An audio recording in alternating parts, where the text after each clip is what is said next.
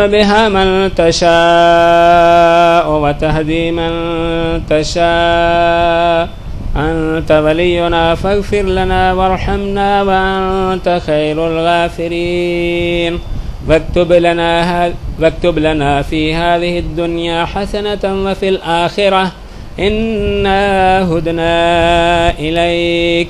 قال عذابي أصيب به من أشاء ورحمتي وسعت كل شيء فسأكتبها للذين يتقون ويؤتون الزكاة والذين هم بآياتنا يؤمنون الذين يتبعون الرسول النبي الأمي الذي يجدونه مكتوبا عندهم في التوراة والإنجيل يأمرهم بالمعروف وينهاهم عن المنكر ويحل لهم الطيبات ويحرم عليهم الخبائث ويضع عنهم إسرهم والأغلال التي كانت عليهم فالذين آمنوا به وعزروه ونصروه واتبعوا النور الذي أنزل معه أولئك هم المفلحون. قل يا أيها الناس إني رسول الله إليكم جميعا الذي له ملك السماوات والأرض لا إله إلا هو يحيي ويميت فآمنوا بالله ورسوله النبي الأمي الذي يؤمن بالله وكلماته واتبعوه لعلكم تهتدون. ومن قوم موسى أمة يهدون بالحق وبه يعدلون وقطعناهم 12 أسباطا أمما وأوحينا إلى موسى إذ استسقاه قومه أن اضرب بعصاك الحجر فانبجست من 12 عينا قد علم كل أناس مشربهم وظللنا عليهم الغمام وأنزلنا عليهم المن والسلوى كلوا من طيبات ما رزقناكم وما ظلمونا ولكن كانوا أنفسهم يظلمون. وإذ قيل لهم اسكنوا هذه القرية وكلوا منها حيث شئتم وقولوا حتة وادخلوا الباب سجدا نغفر لكم خطيئاتكم سنزيد المحسنين. فبدل الذين ظلموا منهم قولا غير الذي قيل لهم فأرسلنا عليهم رجزا من السماء بما كانوا يظلمون. واسألهم عن القرية التي كانت حاضرة البحر إذ يعدون في السبت إذ تأتيهم حيتانهم يوم سبتهم شرعا ويوم لا يسبتون لا تأتيهم كذلك نبلوهم بما كانوا يفسقون. وإذ قالت أمة منهم لم تعظون قوما الله مهلكهم أو معذبهم عذابا شديدا قالوا معذرة إلى ربكم ولعلهم يتقون. فلما نسوا ما ذكروا به أنجينا الذين ينهون عن السوء وأخذنا الذين ظلموا بعذاب بئيس بما كانوا يفسقون. فلما عتوا عما نهوا عنه قلنا لهم كونوا قردة خاسئين. وإذ تأذن ربك فلما عتوا عما نهوا عنه قلنا لهم كونوا قردة خاسئين. صدق الله العظيم.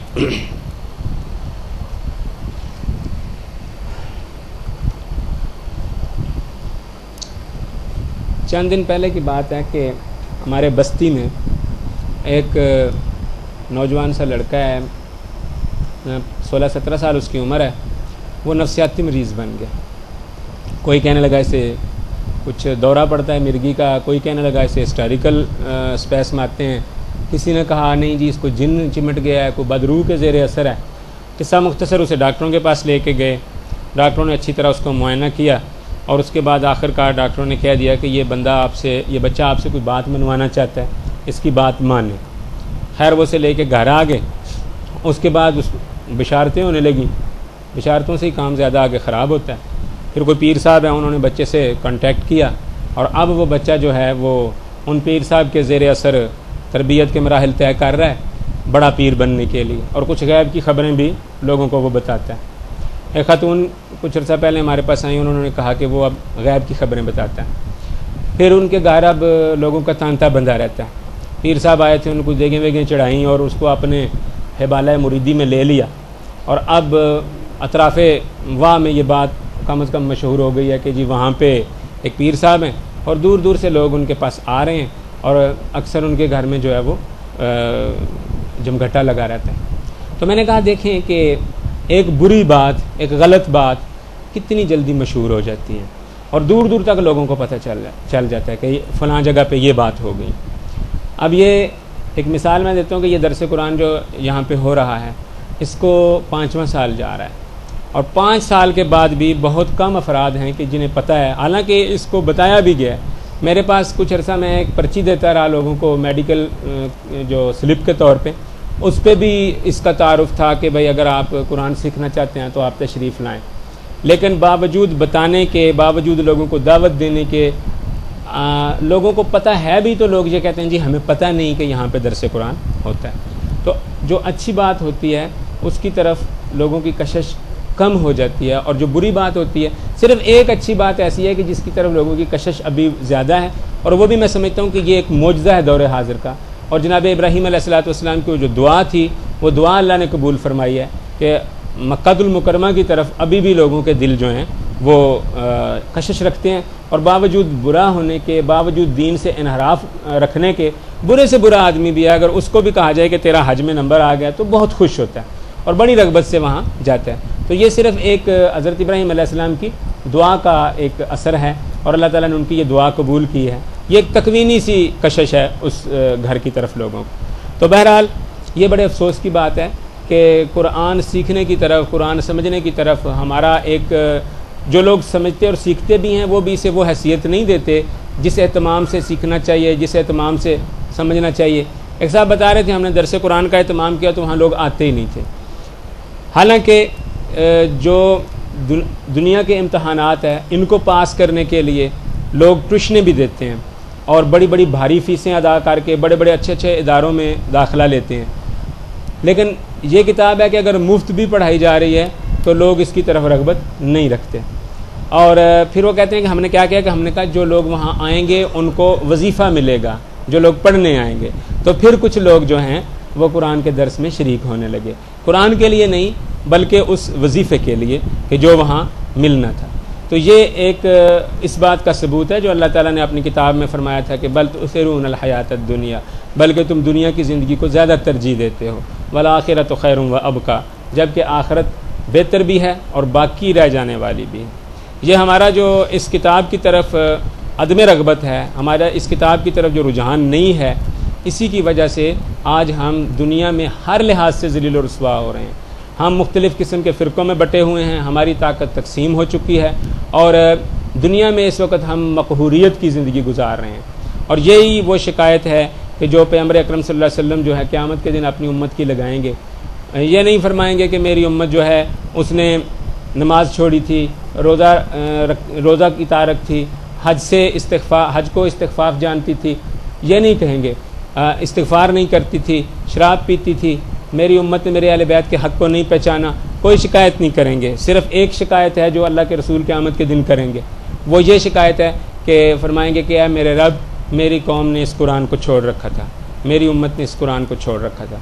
क्योंकि जितनी बुराइयां हैं, खा वो अमली हों, खा वो एतकादी हों, किसी भी तरह की बुराई जो है उसकी बाज़ गश्त इसी की तरफ होती है कि हम लोगों ने इस किताब को छोड़ा है। और ये किताब जो है अल्लाह का कलाम है, इसे हमें चाहिए था कि अपनी ज़िंदगी के हर शोबे पर इसकी इम्प्लीमेंटेशन करते और इसका इतलाक़ ज़िंदगी के हर शोबे पर करते, लेकिन हमने इसे सानवी हैसियत दे रखी है और हर शख्स जो है इसकी मनमानी तवीलें कर रहा है। और कुरान की हद तक जब रहें या तर्जुमे की हद तक तो इतनी बात नहीं बनती, लेकिन जब तफसीर की तरफ आया जाता है तो फिर उसमें मानवी तौर पर कुरान की तहरीफ़ की जाती है और ऐसी बैद अज़ करीना और बैद अज़ अक़ल तफसीरें की जाती हैं कि इंसान हैरान रह जाता है कि ये कुरान की तफसीर की जा रही है या ये कोई मजाक किया जा रहा है। और अक्सर हमारी दीनी महाफ़ल जो कुरान की आयत पढ़ के हमारे उलमाए कराम लोगों को गुमराह करते हैं, वो उस सूरत में उनकी सूरत वैसी बन जाती है कि जैसी कुरान पाक में अल्लाह ताला ने फरमाया है कि ऐसी जगह जहाँ पे अल्लाह की आयतों का मजाक उड़ाया जाता हो वहाँ मत बैठो। अगर शैतान तुम्हें वहाँ बैठना भुला दे तो जब याद आए तो वहाँ से उठ जाया करो। तो आज हमारी मजहबी महाफ़िल की ये सूरत है। हम इतने भोले हैं मुसलमान कि यूरोप में ये किया जाता है कि लोगों को गुमराह करने के लिए पैसे दिए जाते हैं, लोग पैसे ले के वहाँ गुमराह होते हैं। और यहाँ हम क्या करते हैं, हम पैसे दे के गुमराह होते हैं। हम अपने उलमा को बुलाते हैं कराची से, 2 लाख रुपया हमसे लेते हैं, आने जाने का टिकट भी लेते हैं, और जो थोड़ी बहुत हदायत की रोशनी हमारे दिल में होती है वो स्टेज पे बैठ के वो भी दिल से निकाल के चले जाते हैं। तो अल्लाह ताला से दुआ है कि हमें हदायत दे। और अमीरुल मोमिनीन अलैहिस्सलाम का एक इरशाद में बयान करता हूँ, फरमाते हैं कि क़यामत के दिन एक मुनादी निदा देगा और वो कहेगा कि आगाह हो जाओ और देख लो कि आज हर शख्स अपनी खेती के जो उसने बोई थी उसके वबाल में मुब्तला है, उसके नतीजे में मुब्तला है, सिवाय उस शख्स के जिसने कुरान की खेती बोई थी। तो कुरान के अलावा कोई ऐसी चीज़ इस वक्त मौजूद नहीं है जो हदायत का यकीनी ज़रिया हो, जो हक़ और बातिल का एक कतई मेयार हो। इसीलिए इसको फ़ुरक़ान यानी हक़ और बातिल में फ़र्क करने वाली किताब कहा गया है। तो इस दरस का मकसद, जैसा कि मैं बारहा अर्ज़ कर चुका हूँ, वो यही है कि हम इस काबिल हो सकें, बराह रास्त इस काबिल हो सकें कि हम अल्लाह की किताब को समझ सकें, ताकि हमारे दिल के अंदर एक फ़ुरक़ान की कैफियत पैदा हो जाए और कोई बातिल चीज़ हमारे दिल में ना घर न कर सके और हम किसी के गुमराह करने से गुमराह ना हो सकें।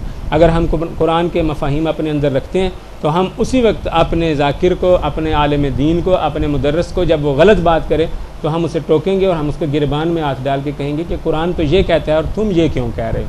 लेकिन अफसोस कि हमें कुरान के बुनियादी जो तालीमात हैं उनसे ही अभी तक आगाही हासिल नहीं है। वख्तारा और इख्तियार किया, चुन लिया, इंतखाब किया मूसा ने कौमहू अपनी कौम के 70 रजुल मर्द, मूसा ने अपनी कौम के 70 मर्द इंतखाब किए, लेमीकातना हमारे मिकात के लिए। मिकात मुकर्ररा वक्त, मुकर्ररा जगह, इसका उर्दू में तर्जुमा करें प्रोग्राम भी हम कर सकते हैं, तयशुदा बात।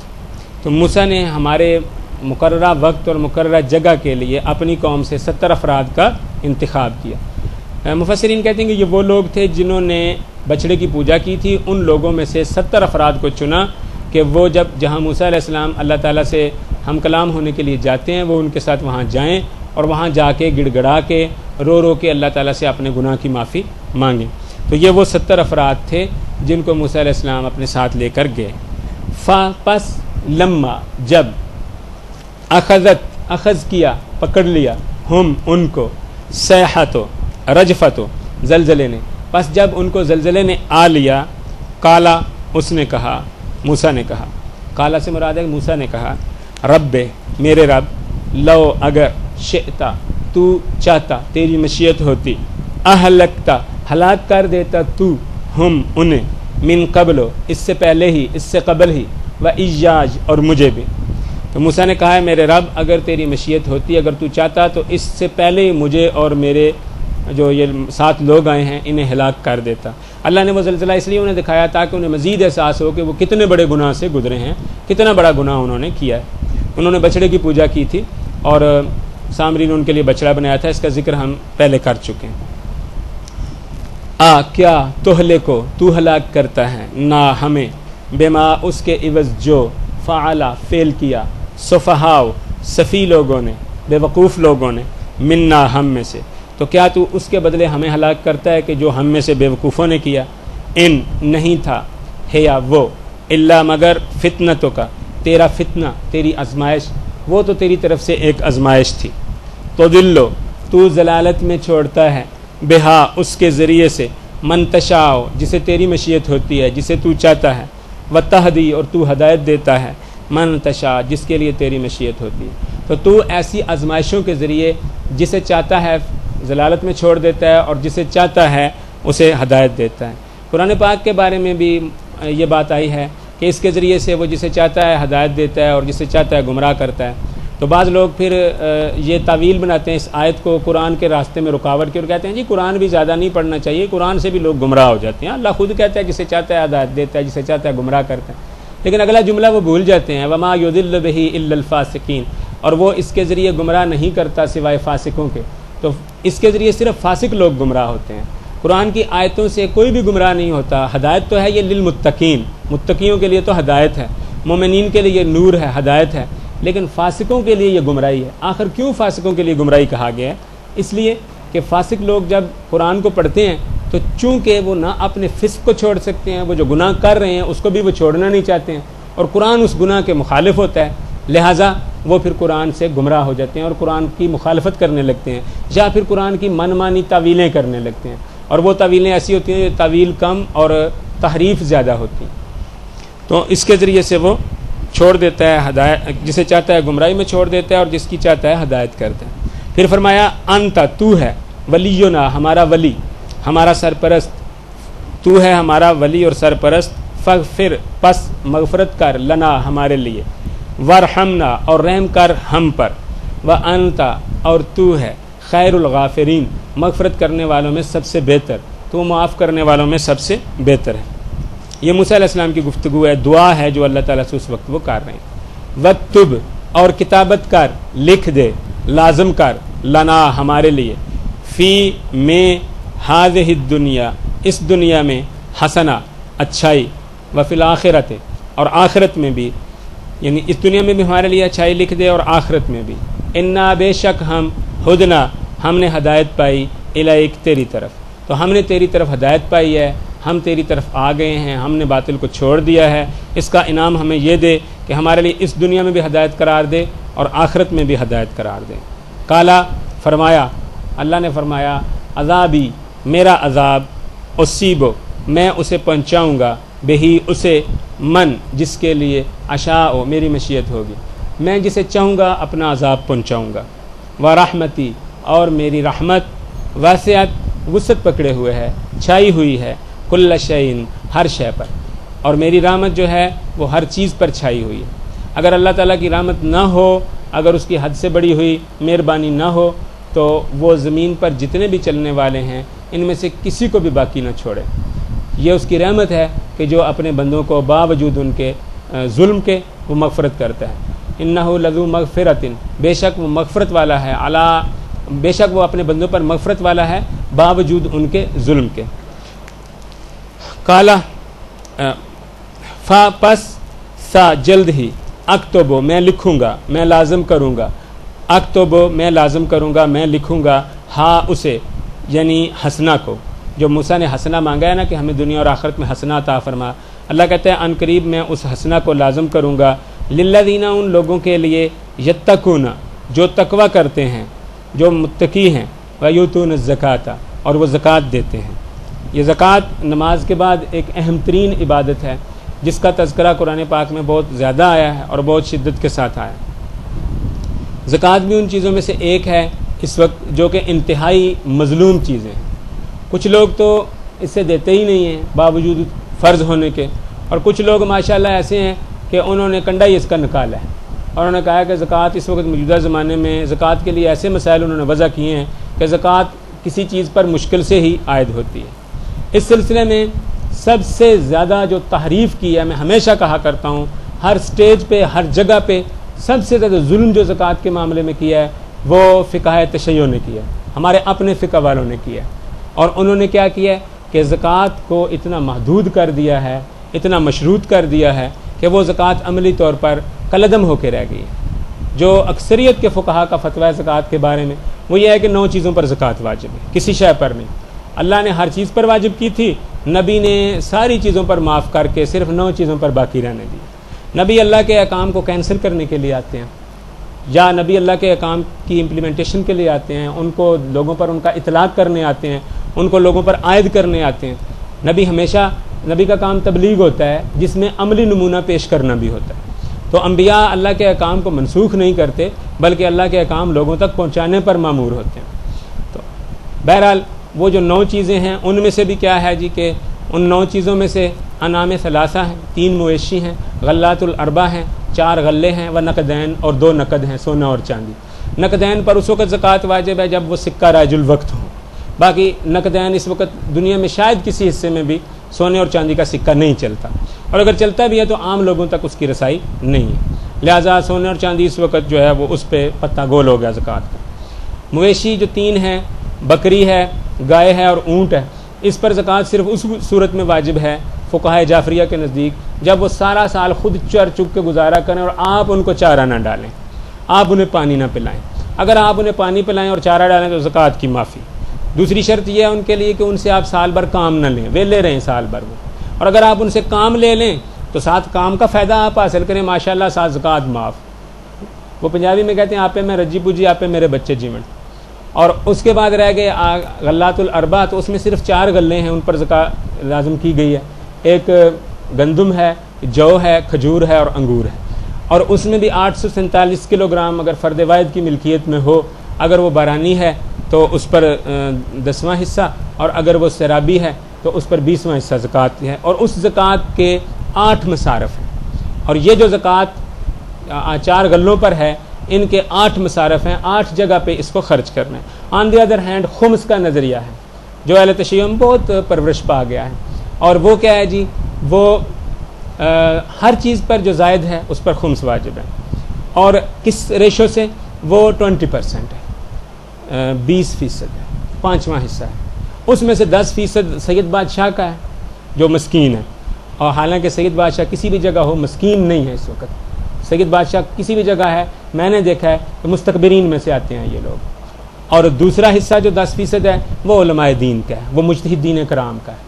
यह दोनों ने मिली भगत से आपस में इस तरह से दीन के अंदर तहरीफ पैदा की है। 2 आयतें सिर्फ कुरान पाक में खुम्स के मौजू पर पेश की जाती हैं, वो भी सियाक़ो सबाक़ बताता है कि गनीमत के माल पर खुम्स वाजिब है, अल्लाह और उसके रसूल के लिए। और फिर उसमें जो सूरह हशर की आयत पेश की जाती है उसमें उसके मसारफ बहुत से हैं खुम्स के, जिसमें महाजरीन तक का जिक्र मौजूद है, महाजरीन के लिए भी है। और उसमें मकसद ये बताया है कि मकसद इसका ये है ताकि दौलत तुम में अगनिया के दरमियान ही महदूद होकर न रह जाए। लेकिन हमारे फ़ुक़हा ने उससे ये नज़रिया पेश किया, और खुम्स और ज़कात का मौजूदा निज़ाम इतना अजीब व गरीब है कि अगर उसे अमल में लाया जाए तो जो ज़्यादा मसाकीन हैं, जो गैर सैयद अफराद हैं, वो ज़्यादा हैं, ज़ाहिर है उनके मिस्कीन भी ज़्यादा हैं। उसके लिए बहुत थोड़ा हिस्सा, बहुत महदूद चीज़ों पर ज़कात है, और उसमें से 8वां हिस्सा उस बेचारे का है। अगर उसे दिया जाए तो हो सकता है 1 माह में 1 अठन्नी हर मस्कीन के हिस्से आए। और दूसरी तरफ सैयद बादशाह जो हैं, उनके मसाकीन जो हैं, अगर खुम्स को उस तरह से आयद कर दिया जाए तो लाखों रुपये यौमिया हर शख्स के हिस्से में आए। और दूसरी तरफ कहना यह है कि रसूल खुदा सल्लल्लाहु अलैहि वसल्लम ने फरमाया कि ज़कात और सदका मेरे हाथों का मैल कुचैल है, लोगों के हाथों का मैल कुचैल है, और मैंने इसे अपने ऊपर और अपनी औलाद के ऊपर हराम कर दिया। यह हदीस पेश की जाती है सुन्नियों के यहाँ भी, शियों के यहाँ भी। हालांकि यह हदीस कुरान पाक की सरी आयतों के ख़िलाफ़ है। लन तनालुल बिर्रा हत्ता तुनफ़िकू मिम्मा तुहिब्बून, तुम में से कोई शख्स भी कभी भी नेकी को नहीं पहुँच सकता जब तक कि अल्लाह की राह में वो न दे जिससे वो खुद पसंद करता है।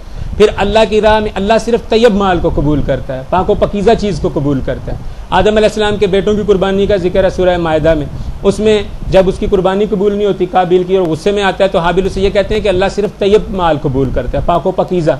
तो यहाँ उल्टी गंगा भाई है कि हाथों के मैल को अल्लाह कबूल कर रहा है। एक तरफ जब कुर्बानी का जानवर आए, बेशक वो मुस्तहब सदका है, उसका वो काना ना हो, हालांकि आँख किसी ने खानी नहीं है, वो अंधा ना हो, वो उसका सींग ना टूटा हो, सींग भी किसी ने तल के खाना नहीं है, उसका सुम ना ख़राब हो, सुम भी किसी ने पका के खाना नहीं है। इसके बावजूद उसमें ये ऐब और ये नकाइस ना हो। और वाजिब और अहम तरीन जो सदका है वो ज़कात है, और उसके लिए कहा कि वो हाथों का मैल कुचैल है। चूँकि ज़कात सईदों पर हराम थी, इसलिए सईदों के लिए आपको मुतबादल ज़रिया चाहिए था।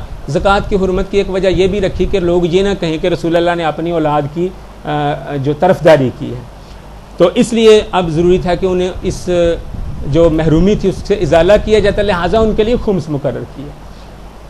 तो बात यह है कि 4 आने मैंने अपने बेटे को इसलिए नहीं दिए कि लोग ये ना कहें कि बेटे की तरफदारी कर रहा है, और चूँकि 4 आने से वो महरूम रह गया था इसलिए मैंने उसे 1 लाख रुपया दिए।